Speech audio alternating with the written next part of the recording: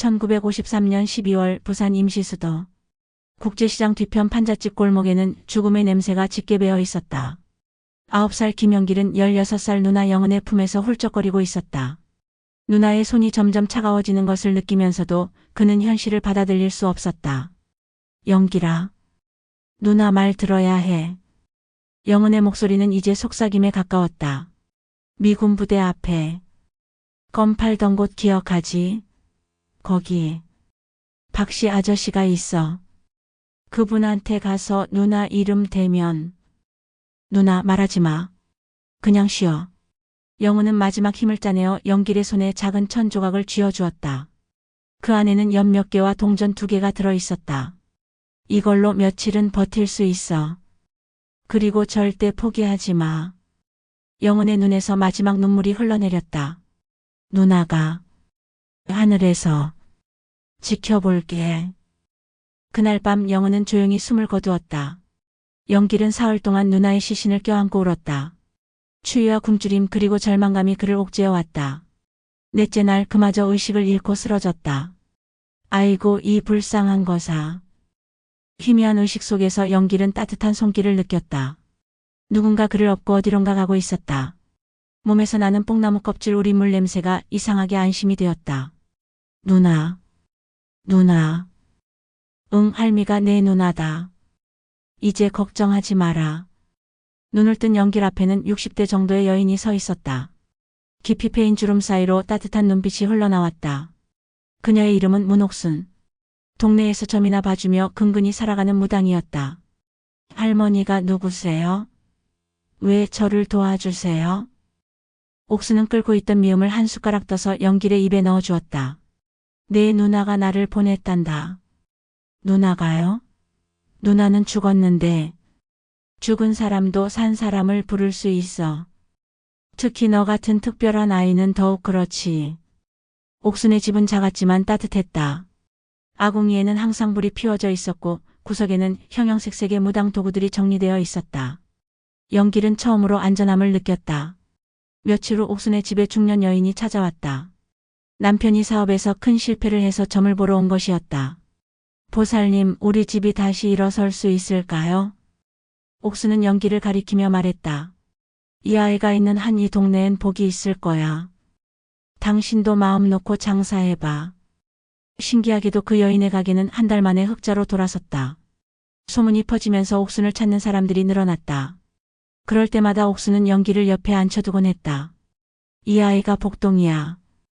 이 아이 덕분에 내 점이 잘 맞는 거지. 사람들은 영길을 신기하게 바라보았다. 어떤 이는 그에게 사탕을 주기도 하고 어떤 이는 옷을 가져다 주기도 했다.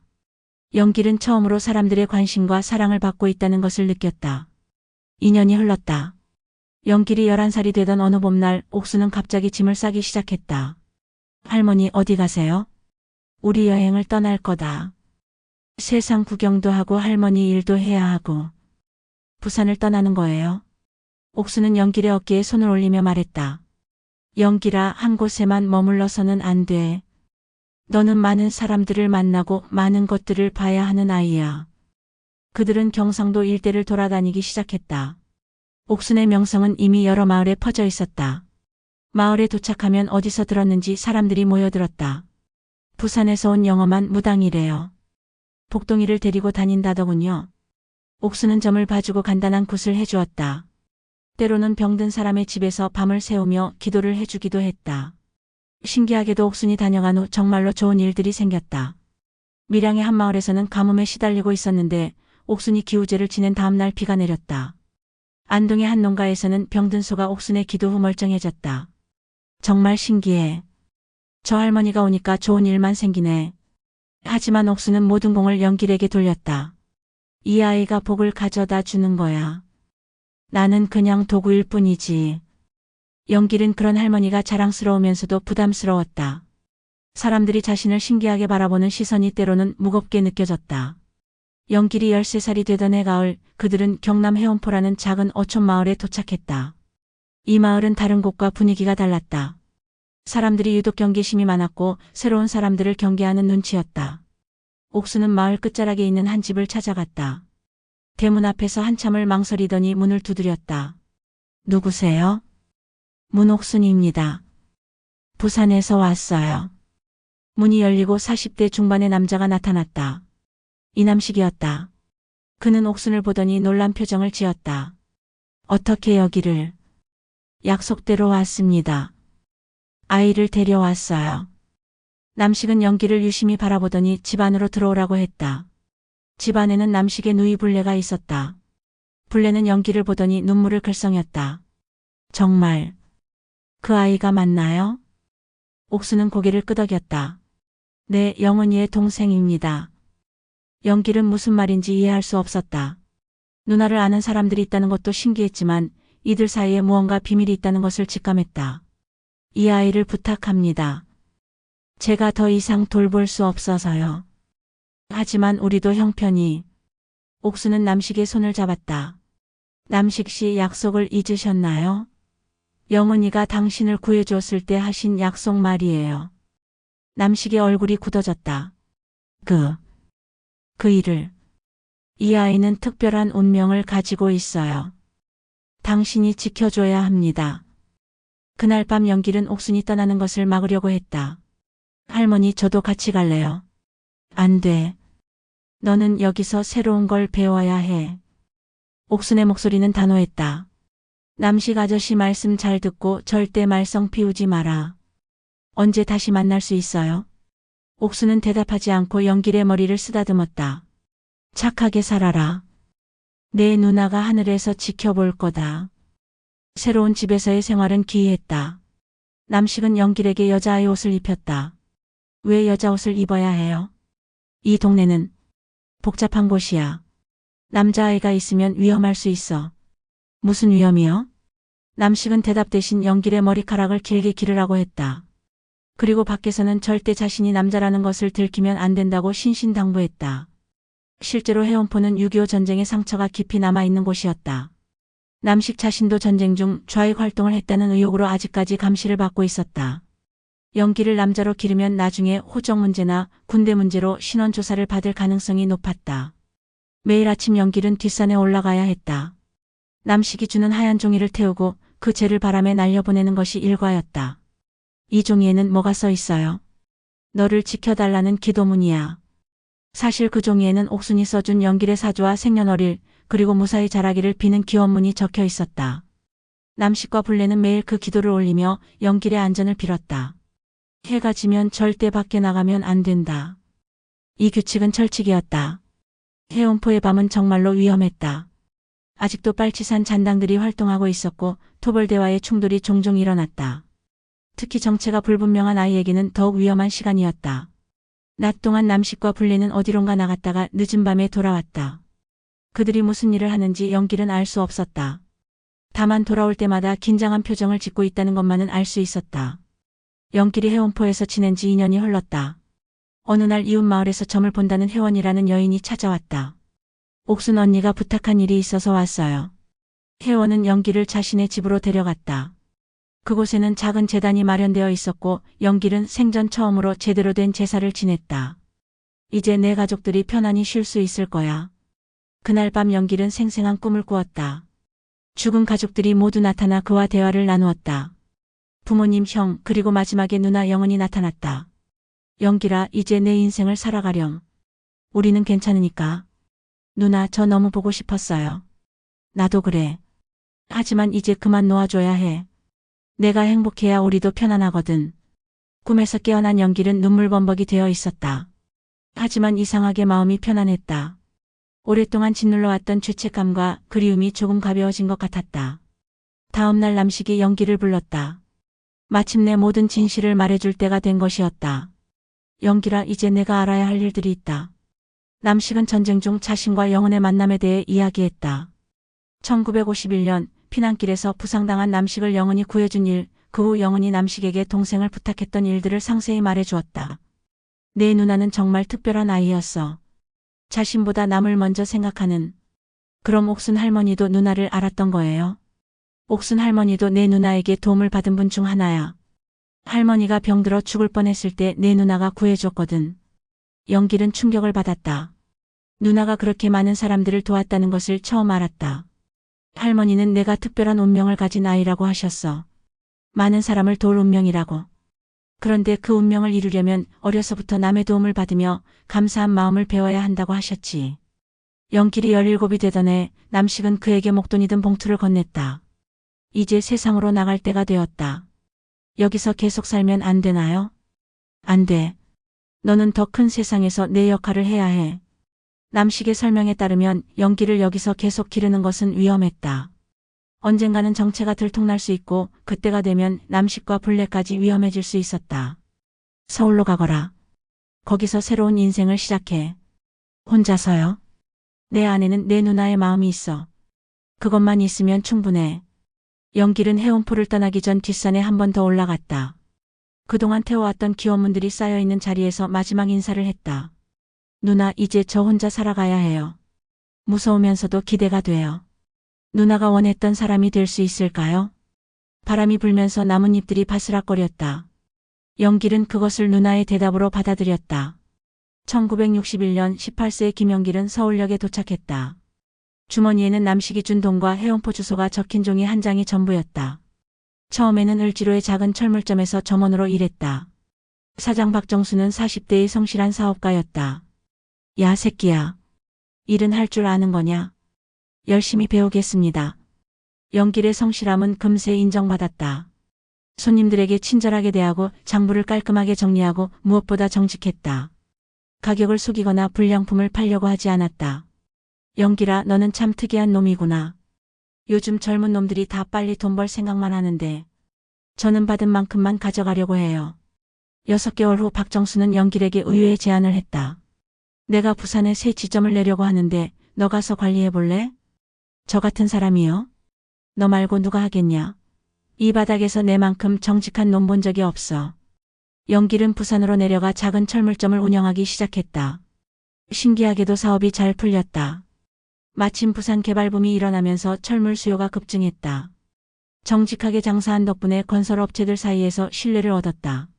사장님, 다른 데보다 조금 비싸긴 한데 품질이 확실해요. 품질 좋은 걸 정당한 가격에 파는 게 당연하죠. 영길은 번 돈의 상당 부분을 어려운 사람들을 위해 썼다. 예전에 살던 국제시장 뒷골목의 고아원에 쌀을 보내고 어려운 이웃들의 병원비를 대신 내주었다. 사업이 번창한 지 3년 후 영길은 해운포를 다시 찾았다. 하지만 그를 기다리고 있는 것은 슬픈 소식이었다. 오빠가 작년에 돌아가셨어요. 불레의 눈에는 눈물이 고여 있었다. 어떻게? 바다에서 기도하러 갔다가 파도에 휩쓸려서. 남식은 영길을 보낸 후 계속 마음의 짐을 안고 살았다. 전쟁 중 자신의 선택들, 그리고 영길의 정체를 숨겨야 했던 일들이 그를 괴롭혔다. 그는 자주 바다에 나가 기도하곤 했는데 그날도 그런 날 중 하나였다. 오빠가 마지막에 이런 말을 했어요. 영길이가 성공하면 찾아올 것이다. 그때 이 말을 전해라. 받은 것보다 더 많이 베풀며 살라고. 영길은 남식의 무덤 앞에서 오랫동안 울었다. 자신을 위해 희생한 또 한 사람을 보낸 것이었다. 아저씨, 저는 아저씨가 가르쳐 주신 대로 살려고 해요. 정직하게 감사하는 마음으로. 불레에게는 생활비를 드리고 남식의 묘소를 잘 돌봐달라고 부탁했다. 그리고 해운포를 떠나면서 마음속으로 다짐했다. 이제 정말 혼자가 되었구나. 하지만 나에게는 누나와 할머니 그리고 아저씨가 물려준 마음이 있어. 서울로 돌아온 영길은 사업을 더욱 확장했다. 철물점에서 시작해 건설업으로 영역을 넓혔다. 1970년대 한국의 개발붐과 함께 그의 사업도 크게 성장했다. 하지만 그는 성공할수록 더 많이 나누었다. 사업이 잘 될 때마다 옥순 할머니의 말이 떠올랐다. 복을 혼자만 가지고 있으면 썩어버린다. 흘려보내야 더 큰 복이 들어온다. 영길은 본격적인 사회환원 사업을 시작했다. 우선 부산국제시장 인근에 무료급식소를 열었다. 하루에 200명 정도가 무료로 식사를 할 수 있는 규모였다. 사장님, 왜 이런 일을 하시는 거예요? 제가 어릴 때 굶어봤거든요. 배고픈 사람의 마음을 알아요. 다음에는 고아원을 지었다. 전쟁 고아들이 아직도 많았던 시절이었다. 영길은 가장 좋은 자재로 아이들이 안전하고 따뜻하게 지낼 수 있는 곳을 만들었다. 원장님, 아이들에게 부족한 게 없도록 해주세요. 교육비도 제가 다 대겠습니다. 사람들은 영길의 이런 행동을 이상하게 여겼다. 사업가가 돈을 그렇게 써도 되는 것인지 의심스러워했다. 김 사장, 사업이 망하면 어떻게 하려고 그래? 망하면 망하는 거죠. 사업보다 중요한 게 사람이니까요. 영길은 30세에 결혼했다. 아내 순이는 고아원에서 자원봉사를 하다가 만난 사람이었다. 그녀 역시 어려운 환경에서 자랐기 때문에 영길의 마음을 이해했다. 당신이 하는 일이 자랑스러워요. 저도 함께 하고 싶어요. 두 사람 사이에는 아들 민수와 딸 영희가 태어났다. 영길은 아이들에게 특별한 교육을 시켰다. 민수야, 영희야. 아빠가 왜 이런 일을 하는지 알고 싶니? 네, 아빠. 아빠는 어릴 때 많은 분들의 도움을 받았어. 그분들이 없었다면 아빠는 살아남을 수 없었을 거야. 그래서 아빠가 받은 도움을 다른 사람들에게 돌려주는 거지. 아이들은 어릴 때부터 고아원과 무료급식소에서 봉사활동을 했다. 처음에는 싫어했지만 점점 그 의미를 깨달아갔다. 아빠, 저 아저씨가 눈물을 흘리면서 고맙다고 하던데요. 그래? 민수가 그 아저씨에게 큰 힘이 되어준 거구나. 제가요? 응. 어려운 사람에게 따뜻한 말 한마디, 관심 하나가 얼마나 큰 힘이 되는지 몰라. 1980년대 들어 영길의 사업에 큰 위기가 찾아왔다. 경제 불황으로 건설 경기가 침체되면서 매출이 급감했다. 주변 사람들은 사회사업을 줄이라고 조언했다. 김 사장, 이런 때일수록 허리띠를 졸라매야죠. 고아원이나 무료급식소 운영을 잠시 중단하시는 게 안 됩니다. 경제가 어려울 때일수록 어려운 사람들은 더 힘들어져요. 영길은 오히려 개인 재산을 털어서라도 사회사업을 계속했다. 회사 임원들은 반대했지만 그의 의지는 확고했다. 사업은 언제든 다시 시작할 수 있어요. 하지만 굶주리는 사람들은 하루도 기다릴 수 없습니다. 신기하게도 영길이 어려운 시기에도 나눔을 포기하지 않자 뜻밖의 도움이 찾아왔다. 그동안 그가 도왔던 사람들이 하나둘씩 나타나기 시작한 것이다. 무료급식소에서 식사를 했던 한 청년이 이제는 성공한 사업가가 되어 큰 주문을 가져왔다. 장학금을 받아 공부한 학생이 건축사가 되어 영길의 건설 프로젝트를 맡아주었다. 김 사장님 덕분에 제가 여기까지 올 수 있었습니다. 이제 제가 도울 차례죠. 위기는 오히려 더 큰 기회가 되었다. 영길의 인간적인 면모를 보고 감동한 사람들이 그와 함께 일하고 싶어 했다. 정직하고 신뢰할 수 있는 파트너를 찾던 대기업들도 영길을 주목하기 시작했다. 1990년대 들어 영길의 사업은 부동산 개발업으로까지 확장되었다. 하지만 그는 개발 과정에서도 기존 주민들의 피해를 최소화하려고 노력했다. 사장님, 이 지역 개발하면 기존 상인들이 다 쫓겨날 텐데요. 그럼 안 되지. 새로운 건물에 기존 상인들이 들어갈 수 있도록 해야지. 일반적인 개발 업체들과는 다른 방식이었다. 영길은 개발 이익의 상당 부분을 기존 주민들과 나누었다. 재개발로 쫓겨날 뻔한 상인들에게는 새 건물에서 저렴한 임대료로 장사할 수 있도록 배려했다. 김 사장님은 정말 특이한 분이세요. 개발업체 중에 이런 분은 처음 봐요. 돈만 벌면 뭐해요? 사람들이 행복해야죠. 이런 방식의 개발은 처음에는 수익성이 떨어지는 것처럼 보였다. 하지만 장기적으로는 더 안정적이고 지속 가능한 사업 모델임이 증명되었다.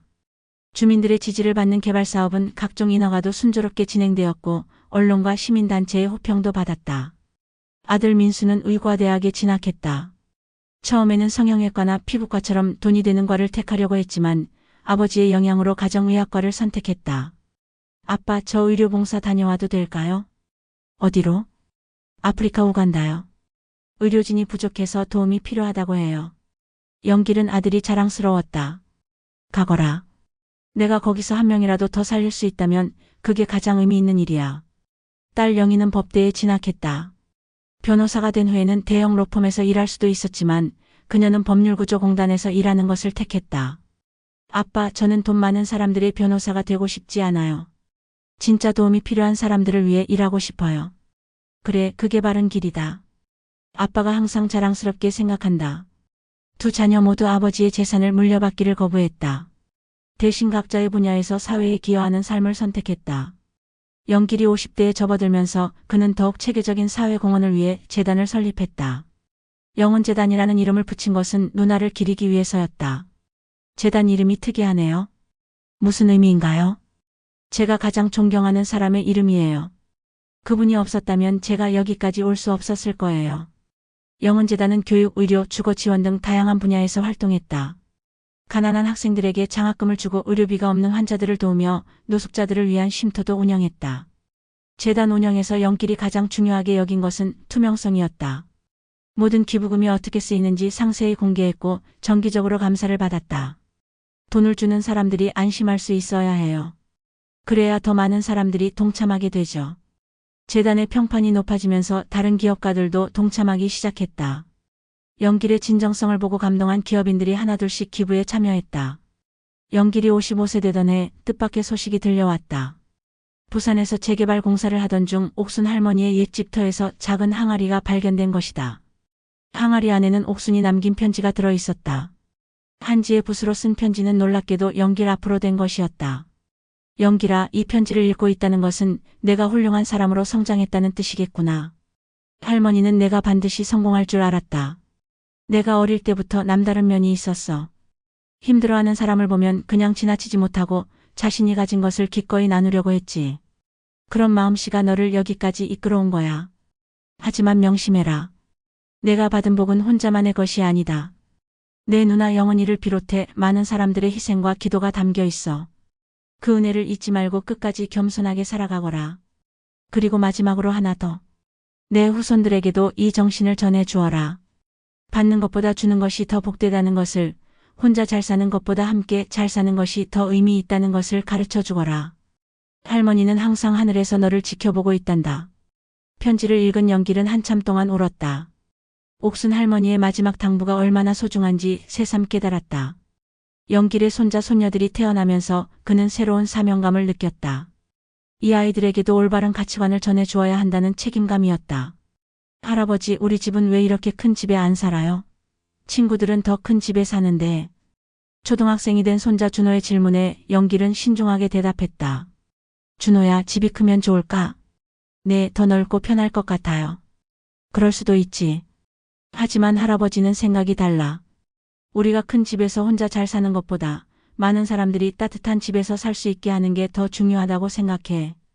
영길은 손자 손녀들을 데리고 자주 재단 시설들을 방문했다. 고아원, 무료급식소, 노인요양원 등을 돌아보며 아이들에게 세상의 다양한 모습을 보여주었다. 할아버지, 저 할머니는 왜 혼자 계세요? 가족이 없어서 혼자 계신 거야. 그래서 우리가 가족처럼 돌봐드리는 거지.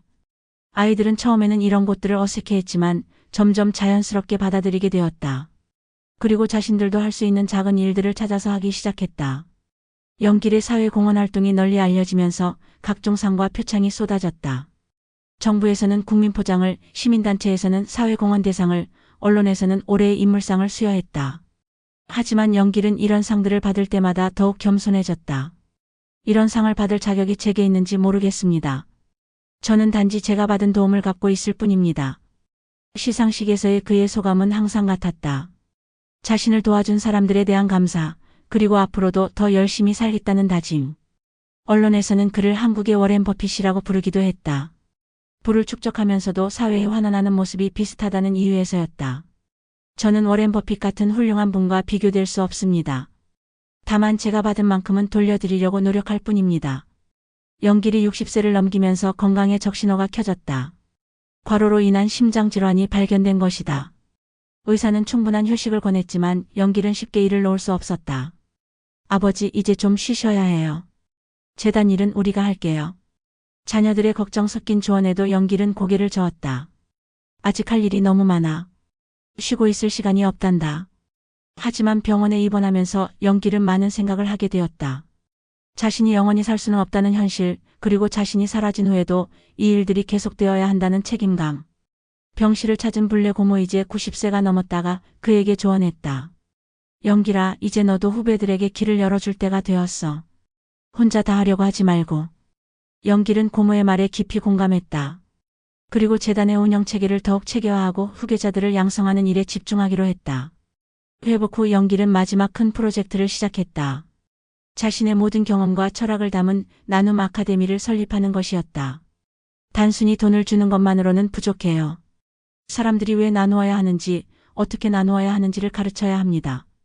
나눔 아카데미는 기업가, 의료진, 교육자, 공무원 등 다양한 분야의 사람들을 대상으로 교육을 실시했다. 영길은 직접 강의를 하며 자신의 경험을 나누었다. 여러분, 저는 특별한 사람이 아닙니다. 단지 어릴 때부터 많은 분들의 도움을 받았고 그 은혜를 갚고 싶었을 뿐입니다.